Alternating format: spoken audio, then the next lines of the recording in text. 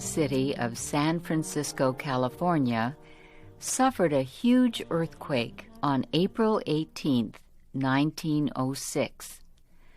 More than 3,000 people are known to have died. The true number of dead will never be known. 250,000 people lost their homes. Just a few hours after the terrible earthquake, a magazine named Collier's sent a telegraph message to the famous American writer Jack London. They asked Mr. London to go to San Francisco and report about what he saw. He arrived in the city only a few hours after the earthquake. Not in history has a modern city been so completely destroyed. San Francisco is gone. Nothing remains of it but memories and a few homes that were near the edge of the city. Its industrial area is gone. Its business area is gone. Its social and living areas are gone. The factories, great stores and newspaper buildings, the hotels, and the huge homes of the very rich are all gone. Within minutes of the earthquake, the fires began. Within an hour, a huge tower of smoke caused by the fires could be seen 100 miles away, and for 3 days and nights, this huge fire moved in the sky, reddening the sun, darkening the day, and filling the land with smoke. There was no opposing the flames. There was no organization, no communication. The earthquake had smashed all the modern inventions of a 20th century city. The streets were broken and filled with pieces of fallen walls. The telephone and telegraph systems were broken, and the great water pipes had burst. All inventions and safety plans of man had been destroyed by 30 seconds of movement by the earth. By Wednesday afternoon, only 12 hours after the earthquake, half the heart of the city was gone. I watched the huge fire. It was very calm. There was no wind, yet from every side wind was pouring in upon the city. East, west, north, and south, strong winds were blowing upon the dying city. The heated air made a huge wind that pulled air into the fire, rising into the atmosphere. Day and night the calm continued, and yet near the flames the wind was often as strong as a storm. There was no water to fight the fire. Firefighters decided to use explosives to destroy buildings in its path. They hoped this would create a block to slow or stop the fire.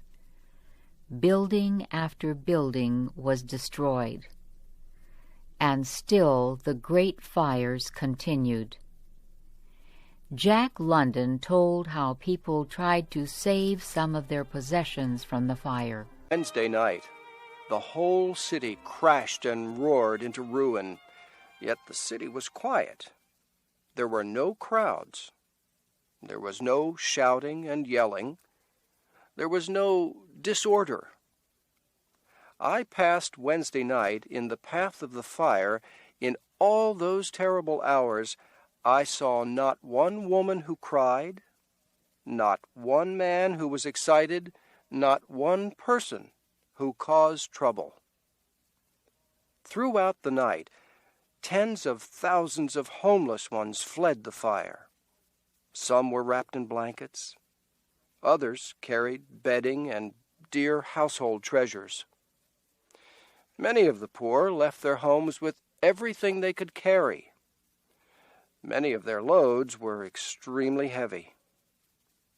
Throughout the night, They dropped items they could no longer hold. They left on the street clothing and treasures they had carried for miles. Many carried large boxes called trunks. They held on to these the longest. It was a hard night, and the hills of San Francisco are steep, and up these hills, mile after mile, were the trunks dragged. Many a strong man broke his heart that night. Before the march of the fire were soldiers. Their job was to keep the people moving away from the fire. The extremely tired people would arise and struggle up the steep hills, pausing from weakness every 5 or 10 feet. Often, after reaching the top of a heartbreaking hill, they would find the fire was moving at them from a different direction. After working hour after hour through the night to save part of their lives, thousands were forced to leave their trunks and flee. At night, I walked down through the very heart of the city. I walked through mile after mile of beautiful buildings. Here was no fire. All was in perfect order. The police patrolled the streets, and yet it was all doomed, all of it. There was no water. The explosives were almost used up, and 2 huge fires were coming toward this part of the city from different directions. 4 hours later, I walked through this same part of the city. Everything still stood as before, and yet there was a change. A rain of ashes was falling. The police had been withdrawn. There were no firemen, no fire engines, and no men using explosives. I stood at the corner of Kearny and Market Streets in the very heart of San Francisco. Nothing could be done. Nothing could be saved. The surrender was complete. It was impossible to guess where the fire would move next.